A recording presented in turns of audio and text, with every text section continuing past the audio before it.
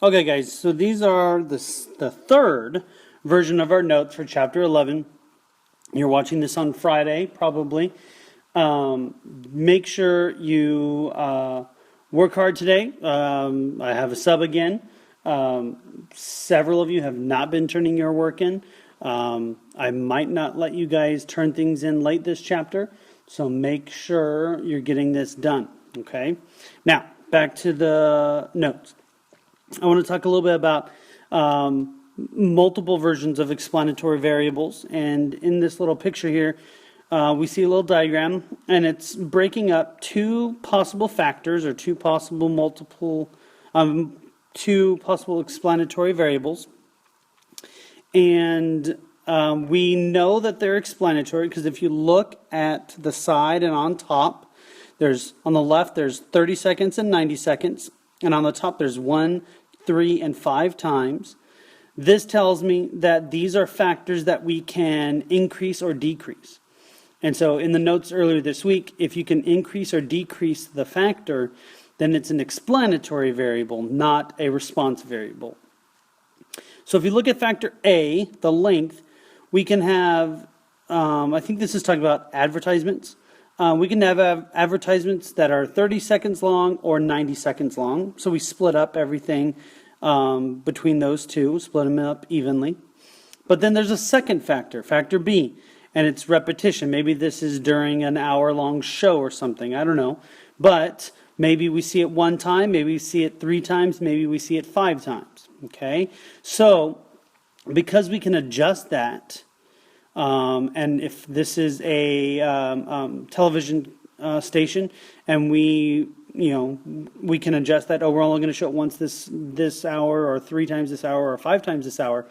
Then technically, we now have 6 groups because we'll have 2 groups, 30 seconds and 90 seconds, that only see the show once. We'll have 2 groups, 30 seconds and 90 seconds, that see the commercial 3 times. And then there'll be 2 groups, 30 seconds and 90 seconds, that see the commercial 5 times. And you can see in the boxes there are 6 different groups here. Now we know what the groups are for the testing and stuff, and to search for the results, and we can move on through the experiment. Okay, so something like this, we oftentimes have to design in the beginning before we actually do the experiment, so we know how many groups we need and all that stuff. Cool. Next. There's an experiment on tomatoes in your book. Make sure you read it. It's on page 246.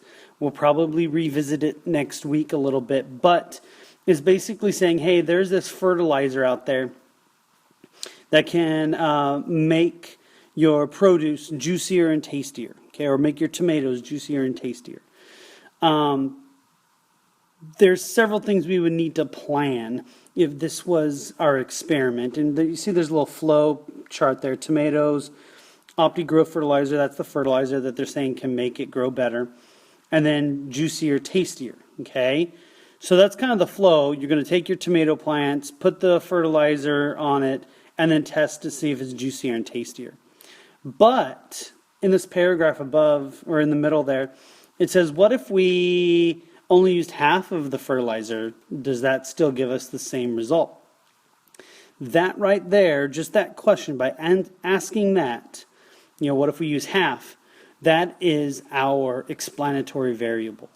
So instantly I'm making groups. I'm going to have a group that has the full dose of fertilizer, and I'm going to have a group that does half the fertilizer. Okay? So in my fields with the tomatoes, I'll mark it so that half of them get half of the fertilizer, the other half get the full dose of fertilizer, and then I'll know what to test. At the end, there are some response variables here. You'll have someone tasting to see if the tomatoes are juicier or if they are tastier, okay? So someone will have to be a taste tester at the end of the whole experiment. So read through that. It kind of basically says everything I just did on how they built the design of the experiment. So read through that and see how you can design your own experiment. This is a flow chart that you can use when we're actually creating experiments. If you look at the flow chart, it says experimental units, then treatment, and then measure response. If you work your way through this, you can design any type of experiment. For example, if we go back to the tomatoes, what were the experimental units? Okay, I needed to buy, 100 tomato plants. Those would be my experimental units. Then I need to put some kind of treatment on them. And that was the fertilizer thing. And we decided on the last slide that we're going to put two types of treatments, aka the groups. I want to do one group that does the full fertilizer and then one group that does the half fertilizer. So the treatment would be two different treatments, one with full fertilizer, one with half. Okay? And then that flows into the measured response. What do we want to measure? We want to measure if they're tastier and if they're juicier. So after they grow, we'll get some of the tomatoes and then have someone cut them open to see which one's juicier, and then also take a bite into them to see if they're tastier or not. Cool. So this kind of thing you'll have to do when we're doing experiments. All right. Now, your assignment's a little different today. I do want you to read page 246 to 249, so make sure you do that either today or this weekend. We're going to revisit some of the things next week. But your assignment is 7 through 12, and this is a little different because there is a worksheet that my aunt is going to give you guys, and instead of writing all of your work on a piece of paper, you're going to put it in this worksheet, into this chart, okay? There's going to be a second video. Watch that second video because I'll show how you can fill it out, all right? All right, have fun today.